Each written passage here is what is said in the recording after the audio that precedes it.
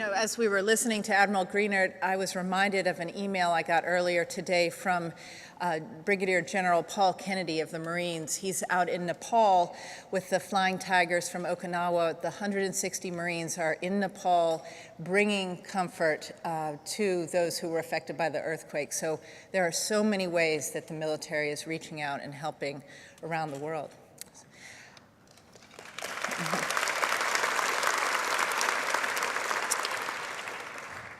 We now turn to the portion of the program where we will recognize tonight's 3 military medical honorees representing the Army, Navy, and Air Force.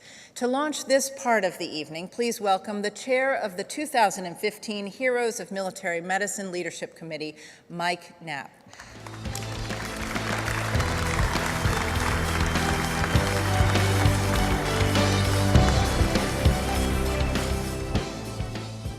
Good evening, folks. I guess I have an official script here that I really contemplated with the incredible testimonies of courage, commitment, and service tonight. I really felt better just to speak from my heart.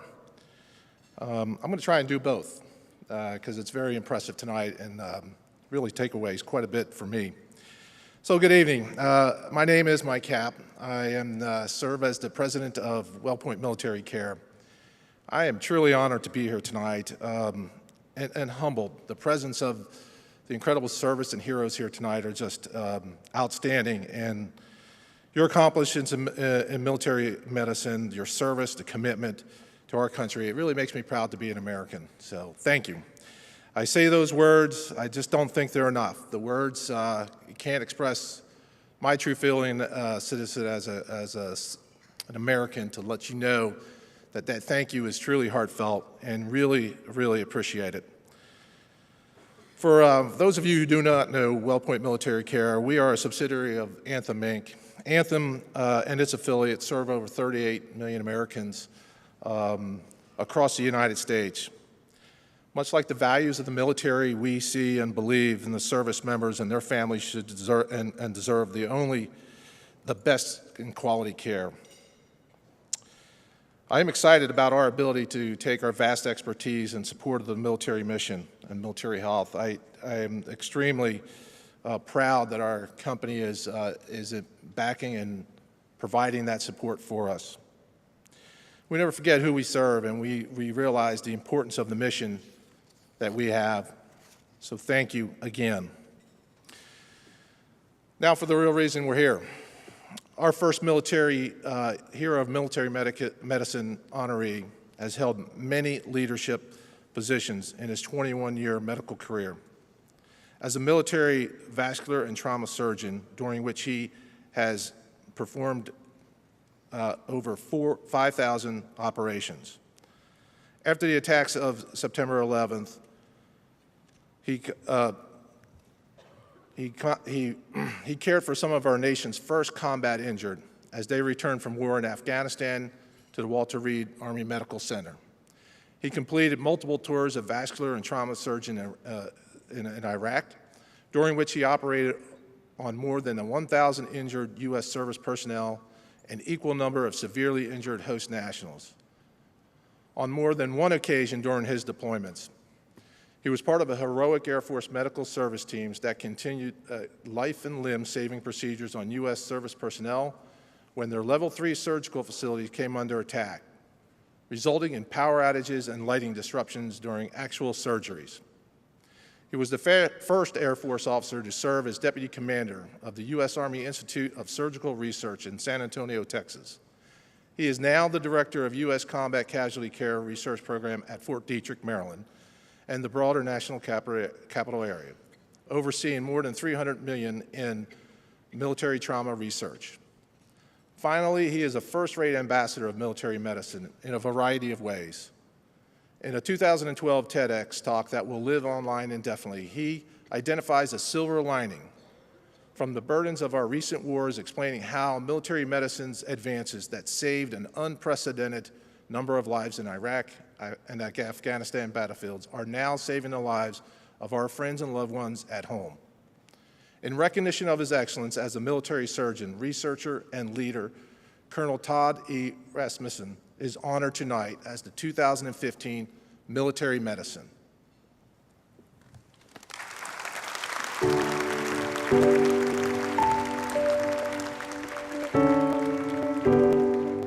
Colonel Rasmussen is a unique individual who has multi-talents that can be applied in multiple arenas, even outside of surgery. Of all the officers that I've encountered in my military medical career, again and again, he's going to come to the top of that list in just about every facet of expertise and character and quality that you can imagine. Todd did some wonderful research for us on putting blood vessels back together in 20 seconds instead of in 30 to 40 minutes, which it normally takes. So we can put a shunt in somebody who has a bad injury, keep that extremity alive while we do the other parts. We've now done over 10,000 such procedures in a theater, saving over 10,000 extremities just in the Air Force. And he's been able to apply both the research, the clinical, and the management techniques to bettering the lot of the wounded warrior. Today, your chances of living are much better than they were during any previous war because of research, leadership, and organization of Colonel Rasmussen.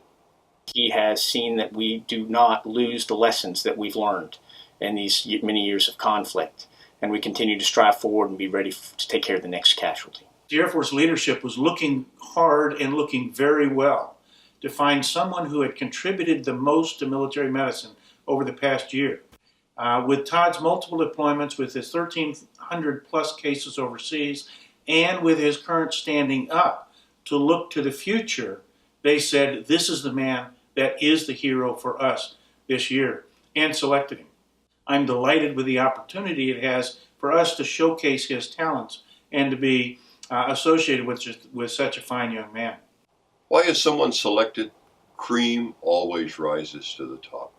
Those people who have contributed to society, even though they may hide in a research laboratory, they may hide in an operating room, they may be hidden in Iraq or Afghanistan, are seen by those who pass out medals, who give awards.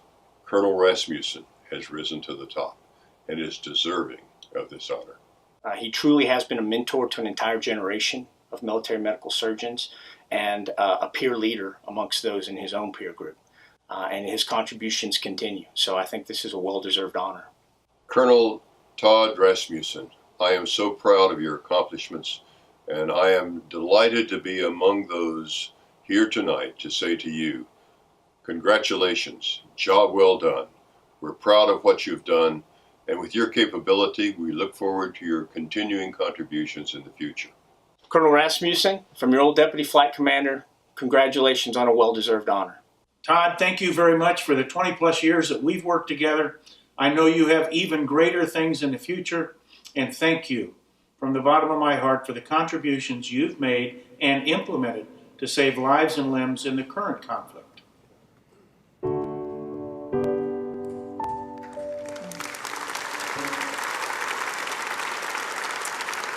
Assisting Mr. John Lowe and Ms. Cynthia Gilman with the presentation of this award are the Director of the Defense Health Agency, Lieutenant General Douglas Robb, United States Air Force, and the Deputy Surgeon General of the United States Air Force, Major General Mark Ettinger. It is our pleasure to present the 2015 Air Force Hero of Military Medicine Award to Colonel Todd Rasmussen.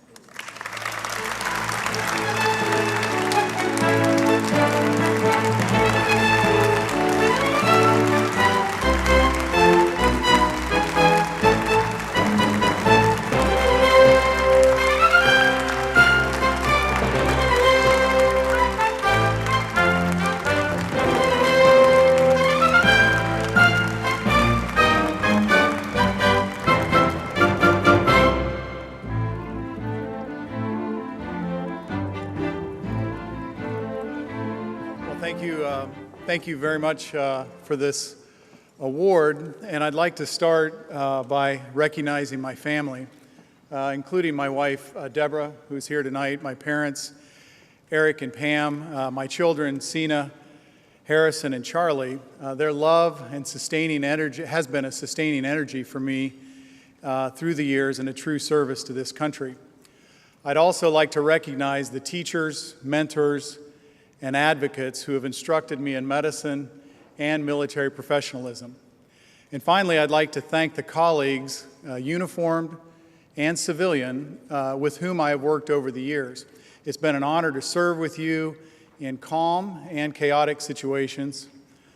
Just blocks from here, about 150 years ago, President Lincoln once said, and this quote actually was outside of the operating room in Balad, that you've heard, the Balad operating rooms. He said, "With malice towards none, with charity for all, with firmness in the right as God gives us to see the right, let us strive to finish the work we're in, to bind the nation's wounds, to care for those who shall have borne the battle."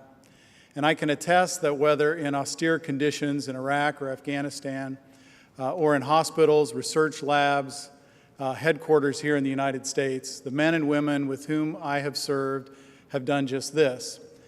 They have cared for those who have borne the battle of this recent long war, and they are preparing smartly for those who will bear the burden of battle, the future battle for this country.